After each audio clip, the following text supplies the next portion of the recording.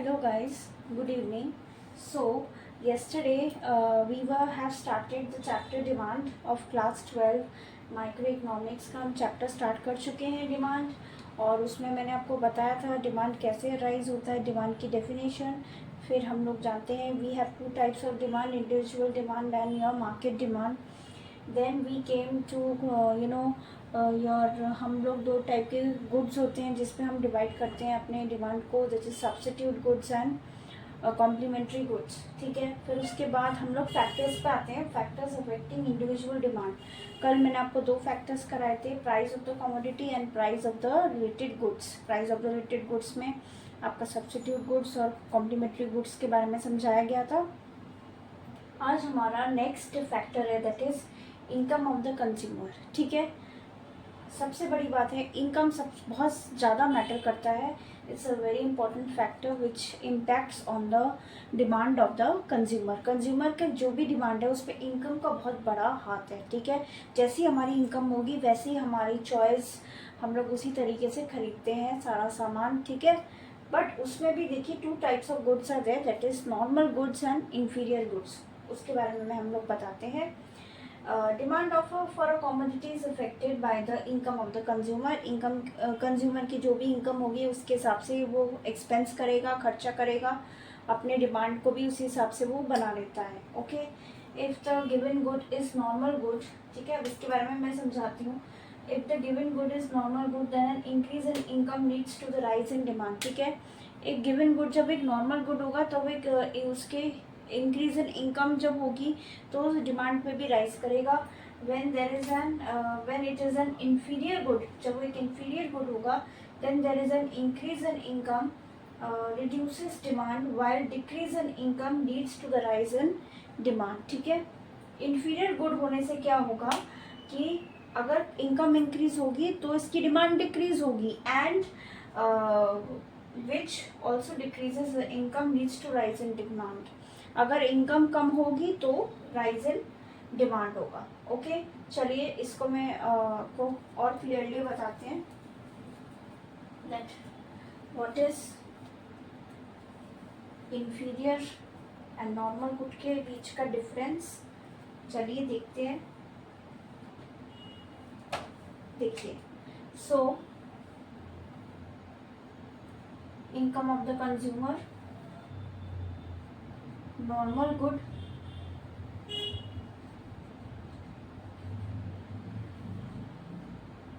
Inferior good. ठीक है, चलिए अब दोनों का मतलब क्या है ना। What is normal good? वो गुड जो हमारी चॉइस में है, हमारा उसका डिमांड कर रहे हैं, वो गुड्स क्वालिटी भी अच्छी है उसकी, हम उसको खरीद सकते हैं। और इन्फीरियर गुड वो होते हैं जो मतलब कि आपके पास इनकम से कम में है, मतलब बहुत चीप रेट का है, एकदम ही सस्ता है और आप लोग सोचो इसकी क्वालिटी अच्छी नहीं है तो हम इसको नहीं लेंगे, बहुत ज़्यादा ही सस्ता है, इसकी क्वालिटी अच्छी नहीं है तो इसको नहीं लेंगे।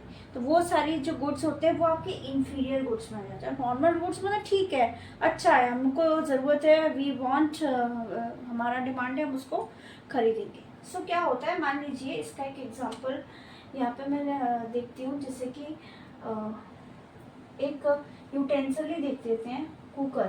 ठीक है, अब कुकर एक ब्रांडेड है, तो ब्रांड का नाम नहीं ले रही हूँ यहाँ पे, एक कोई ब्रांडेड कुकर है। ठीक है, अगर आपकी इनकम इस हिसाब से है जो आप कुकर खरीद सकते हो, तो राइज इन इनकम जब होगी, आपकी इनकम में राइज होगी तो ऑब्वियसली आपकी डिमांड में भी इंक्रीज होगा ये। ठीक है, क्योंकि आप इसको खरीदना चाह रहे हो तो आपकी इनकम इंक्रीज हो रही है, आपकी इनकम के हिसाब से आप उसको खरीद सकते हो तो आपकी डिमांड भी इंक्रीज हो रही है। In normal good when the income increases so the demand also increases.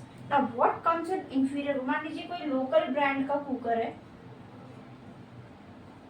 Local brand का कुकर है, वो आप नहीं लेना चाहते, आप उसका ब्रांड ही नहीं जानते हो, इससे उसका कम प्राइस भी कम होगा लेकिन आप उसको नहीं खरीदना चाहते हो। ठीक है, तो वहां पे क्या होता है, when there is an increase in income, ठीक है, इनकम में जब आपका इंक्रीज होता है तो नॉर्मली इसका डिमांड जो है वो डिक्रीज हो जाता है, डिमांड आपका कम हो जाएगा क्योंकि आप इसको खरीदना नहीं चाहते। अब what happens here only when the income decreases, जब आपका इनकम कम हो जाएगी अब तो आप इस कुकर, ब्रांडेड कुकर को नहीं खरीद सकते। सो यहाँ पर आपका क्या होगा, डिमांड विल इंक्रीज। तो अनफॉर्चुनेटली आपको ये लोकल ब्रांड वाला कुकर ही खरीदना पड़ेगा। Okay, this is the difference between normal good and inferior good, और ये this is the meaning also of normal good and inferior good. So ये आपका थर्ड पॉइंट था, इनकम ऑफ द कंज्यूमर। और इनकम को हम ये नहीं कह सकते what is the proper relationship between income and the demand of the consumer, because income के हिसाब से भी आप देख रहे हो कि बहुत ज़्यादा चीप कोई आइटम होता है तो उसको लोग अपने इनकम के हिसाब से नहीं खरीदते हैं।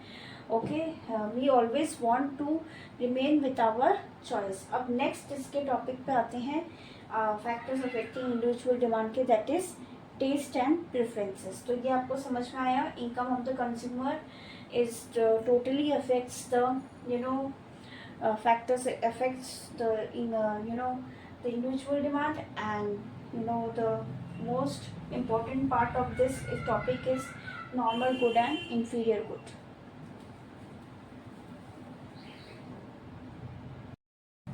चलिए, अब आपका नेक्स्ट टॉपिक है जो आप स्टार्टिंग से आपके इकोनॉमिक्स, एक माइक्रो इकोनॉमिक्स के स्टार्टिंग से करते आ रहे हैं, that is taste and preferences.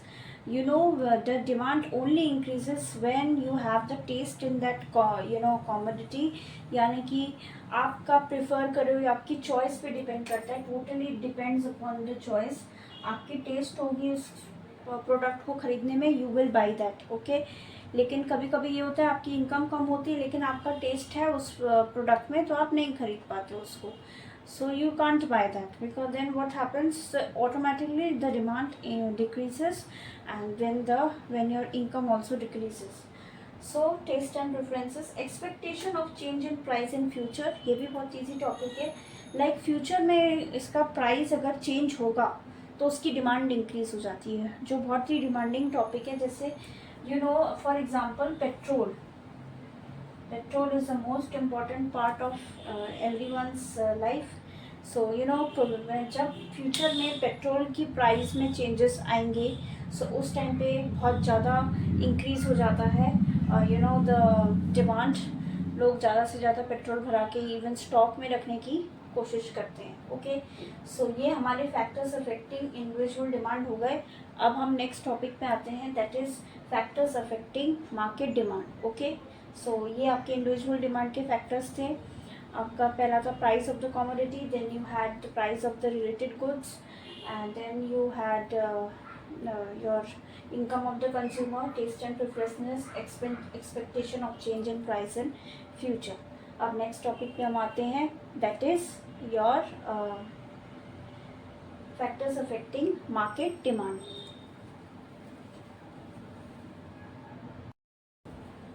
Okay, so factors affecting market demand कुछ हैं, इनको देख लेते हैं। Size and composition of population, यानी कि larger the population larger will be the demand. जिस देश की जनसंख्या ज़्यादा होगी वहाँ पे उसकी पॉपुलेशन ज़्यादा होगी, तो फिर उसी हिसाब से डिमांड भी बहुत ज़्यादा होंगे, लोग ज़्यादा होंगे, सामान ज़्यादा ज़रूरत पड़ेगी। सो जैसे कि हमारा देश, our country is most densely populated, बहुत घनी आबादी वाला देश है। सो हमारे देश में भी बहुत ज़्यादा हर एक गुड्स एंड कमोडिटीज़ की डिमांड ज़्यादा है। सीज़न एंड वेदर, ये बहुत ही इजी टॉपिक है, आप लोग भी जानते हो। वेदर और सीज़न के हिसाब से, मौसम और हमारे जितने भी ऋतुएं हैं, मौसम के हिसाब से, सीज़न के हिसाब से हमारी डिमांड भी चेंज होती है। अभी विंटर सीज़न आएगा तो हम इसके ऊपर वुलन क्लोथ्स पहनेंगे तो वुलन क्लोथ्स की डिमांड ज़्यादा आ जाएगी। मार्केट में सब जगह मार्केट्स में वुलन क्लोथ्स बिकना शुरू हो जाएंगे। Everyone will be trying to sell all the woollen clothes okay in the market. And बहुत सारी चीज़ें, there are seasonal fruit, seasonal vegetables which are also being sold in the market because the demand also increases during that time। Season के हिसाब से उन goods and commodities की demand increase हो जाती है। Next is distribution of income, ये बहुत इंपॉर्टेंट टॉपिक है। लाइक डिस्ट्रीब्यूशन ऑफ इनकम से भी आप समझ रहे होंगे, जो कि हमारा लोगों के बीच जो इनकम है उनके, सबको रोजगार मिले, सबको एम्प्लॉयमेंट मिले, सबका इनकम इक्वली डिस्ट्रीब्यूटेड हो। तो जब इक्वली डिस्ट्रीब्यूटेड होता है सब में उनका income, so then the demand also increases. But जब अनइक्वल डिस्ट्रीब्यूशन हो जाता है इनकम का, जैसे कुछ लोग बहुत गरीब हैं, कुछ लोग बहुत अमीर हैं, सो उनके बीच में जब बहुत ज़्यादा गैप हो जाता है, so it is unequally distributed, तो उस टाइम पे डिमांड ऑटोमेटिकली आपका इट ऑल्सो डिक्रीजेस। तो डिमांड अपना जो उस टाइम पे फॉल करता है। तो ये थे हमारे factors affecting market demand. Okay, so अब ये आप लोग यहाँ पर हो चुका है ये टॉपिक एंड फैक्टर्स। चलिए अब नेक्स्ट टॉपिक पर आते हैं।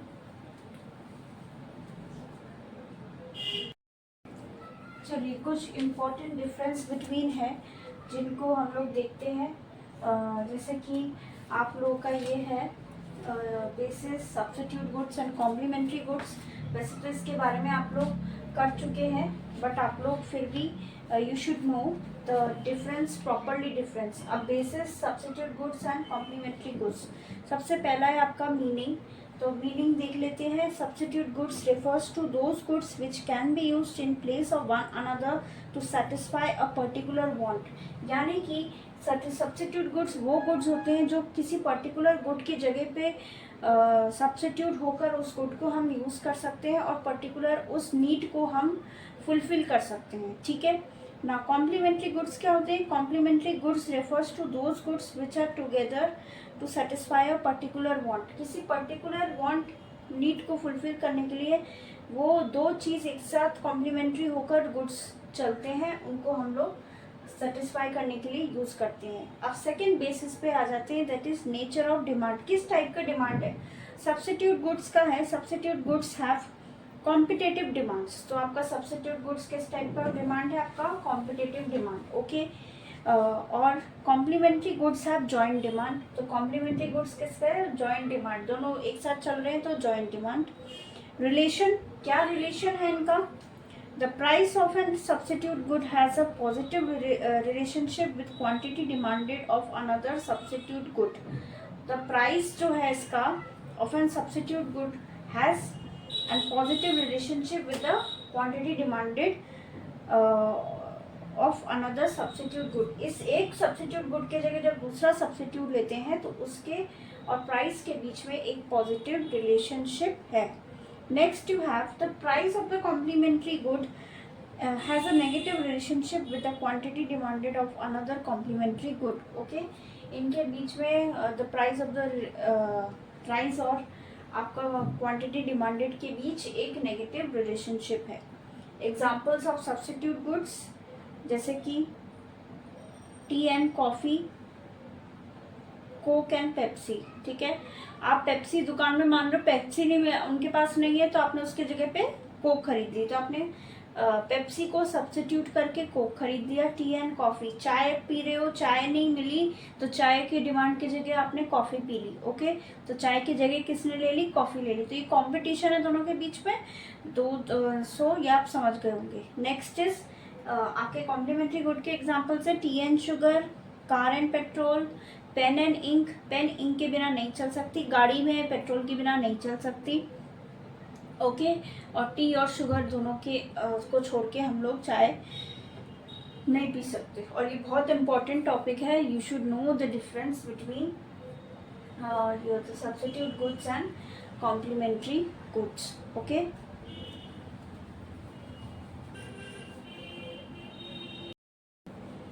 चलिए अब नेक्स्ट डिफरेंस पे आ जाते हैं, that is your normal goods and inferior goods. Okay, normal goods and inferior goods. ठीक है, सो यहाँ पे आप देखते हैं इसका मीनिंग, आप मैंने आपको बताया था it refers to those goods whose demand increases with an increase in income. ये वो गुड्स है नॉर्मल गुड्स जो हम यूज़ करते हैं, हमारी डिमांड इंक्रीज होगी तो इनकम इंक्रीज होगी तो डिमांड भी इंक्रीज होगा।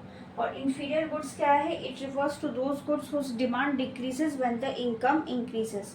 When there is an increase in income, income में अगर इंक्रीज होगा तो डिमांड डिक्रीज होगी। ये वो गुड्स है, वो सस्ते चीप वाले गुड्स की जो बात कर रहे थे, that is that.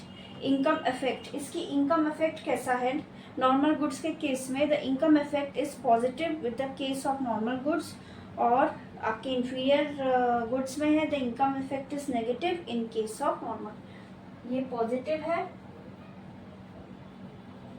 This is negative. Okay, now what is the relation? There is a direct relation between income and demand for normal goods, क्योंकि सीधा सीधा रिलेशन है नॉर्मल गुड्स के साथ, डायरेक्ट रिलेशनशिप है, because when the income increases the demand also increases. Now next is there is a inverse relationship between the income and demand for inferior goods, because inverse relationship तो होगा ही भाई, जब यहाँ पर आपका इनकम इंक्रीज हो रहा है सो डिमांड डिक्रीज हो रहा है। Okay, so this is the inverse relationship. Okay, now example, normal goods का है, full cream milk is a normal good if it's demand increases with the increase in income. Full cream milk जो आप लोग अमूल का भी खरीदते हो, जो फुल क्रीम मिल्क होता है, सो इसका अगर इनकम इंक्रीज है आप उसको नॉर्मल खरीद ले हो, ठीक है। Next is tone milk is an inferior milk if demand increases with the increase in income. Increase होगी इनकम में तो टोन मिल्क जो आप लोग मोस्टली नहीं खा पीते हो, तो अगर वो उसके जगह पे आप लोग ले रहे हो, और वो आप कब लोगे, व्हेन योर डिमांड डिक्रीजेस, जब आपकी डिमांड यानी कि इसकी डिमांड कब इंक्रीज होगी, when your income will increase. Okay, यहाँ पर क्या होगा, इनकम इंक्रीज हो रही है तो डिमांड डिक्रीज हो रही है। यहाँ बाकी इसका वाइस वर्सा देखेंगे तो जब इनकम आपकी डिक्रीज होगी तब आपकी इनकम यहाँ पे क्वांटिटी डिमांड जो है वो इंक्रीज होगी। ओके, तो ये हो गया आपका substitute goods and complementary goods. अब यहाँ पे ये नॉर्मल आपका यहाँ तक टॉपिक जो है वो हो चुका है। अब नेक्स्ट हम लोग ये आप लोग कर सकते हैं। इसके बाद आपका टॉपिक आएगा demand function. So demand function के बारे में मैं नेक्स्ट टॉपिक में कराऊंगी। यहाँ पे हम लोग factors affecting individual demand, factors affecting market demand, difference between substitute goods, complementary goods, difference between normal goods and inferior goods, ये हो चुके हैं। So for today this is your video, and if you like my video then please like, share and subscribe to my channel. Hope you enjoy the today's class. Have a nice day. Bye.